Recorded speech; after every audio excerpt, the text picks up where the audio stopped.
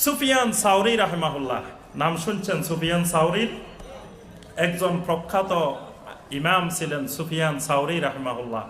সুফিয়ান সাউরি রহমতুল্লাহ আলাইহি বলেন, ইন্নাল ইন্নাল বিদআতা আহাব্বু ইলা ইবলিস মিনাল মাসিয়া। সুফিয়ান সাউরি রহমতুল্লাহ আলাইহি বলেন, ইবলিস সাহেব সবচেয়ে বেশি পছন্দ করেন বেদাত, কবিরা গুনার থেকে বেদাতকে বেশি পছন্দ করে। মানে একজন মানুষকে দিয়ে কবিরা গুনাহ করাতে পারলে ইবলিস এত বেশি খুশি হয় না যত বেশি খুশি হয় একটা বেদাত করাতে পারলে। কারণ হলো, যিনি কবিরা গুনাহ করেন উনি যে কোনো সময় তওবা করে ফেলতে পারেন।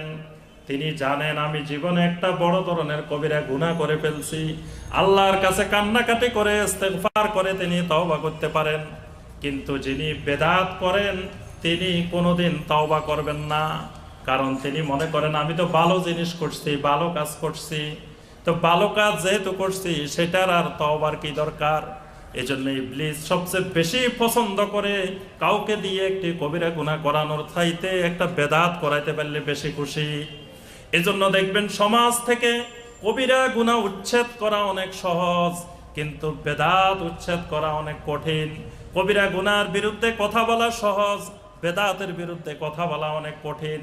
মাদকাসক্তির বিরুদ্ধে কথা বলেন অনেক সহজ, মদের বিরুদ্ধে কথা বলেন, জুয়ার বিরুদ্ধে কথা বলেন, সুদের বিরুদ্ধে কথা বলেন, ঘুষের বিরুদ্ধে কথা বলেন, কবিরা গুনার বিরুদ্ধে কথা বলেন, এটা যত সহজ একটা বেদাতের বিরুদ্ধে কথা বলেন ওইটা এত সহজ না।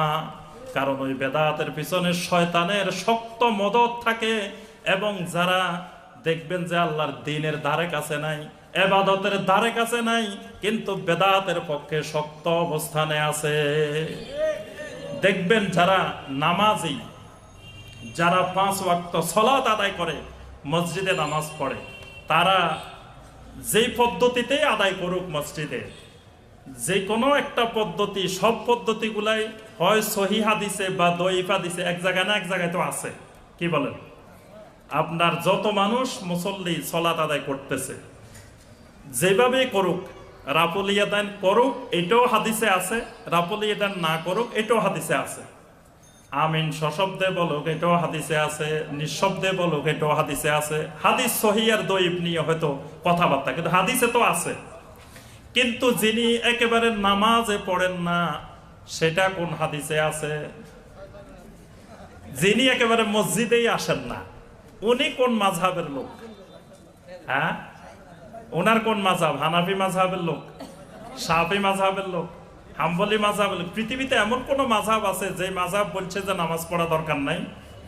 তাহলে বোঝা গেল ওনার এই কার্যক্রম কোন মাযহাবের সাথে মিলে নাই, উনিই হলেন লা মাযহাবি। যিনি নামাজে পড়েন না উনি হলেন লা মাযহাবি, ওনার কোনো মাযহাবে নাই। আর যিনি নামাজ পড়তেছেন ওনার আমলটা যে কোনো একটা মাযহাবের সাথে মিলে যাচ্ছে। আপনি রাফুল ইয়াদাইন করেন, সেটা আপনার শাফি মাযহাবের সাথে মিলে যাচ্ছে, হাম্বলি মাযহাবের সাথে মিলে যাচ্ছে। রাফুল ইয়াদাইন করেন না, সেটা হানাফি মাযহাবের সাথে মিলে যাচ্ছে। আমিন সশব্দে বলেন, সেটা কয়েকটা মাযহাবের সাথে মিলে যাচ্ছে। আমিন নিঃশব্দে বলেন, সেটাও মাযহাবের সাথে, যে কোনো একটা মাযহাবের সাথে মিলে যাচ্ছে। কিন্তু যিনি নামাজে পড়েন না তার এই মতবাদ দুনিয়ার কোনো মাযহাবের সাথে মিলে না। তাহলে তারাই হলো লা মাযহাবি। যারা নামাজ আদায় করতেছেন এরাই হলো সবাই মাযহাবি। কিন্তু মাযহাবিরা একজন আরেকজনের গালিগালাজ করে লা মাযহাবি, মাঝখান দিয়ে যিনি নামাজ পড়ে না উনি বড় মাযহাবি সেজে বসে আছে। উনি কিন্তু বিশাল মাযহাবি, যিনি নামাজে পড়েন না। আর দেখবেন যে এই যখনই বেদাতের বিরুদ্ধে কথা বলবেন, শিরকের বিরুদ্ধে কথা বলবেন, তো নামাজি লোকটার থেকে ওই বেনামাজিটাই আপনার উপরে বেশি চড়াও, বেনামাজিটাই বেশি খেপা।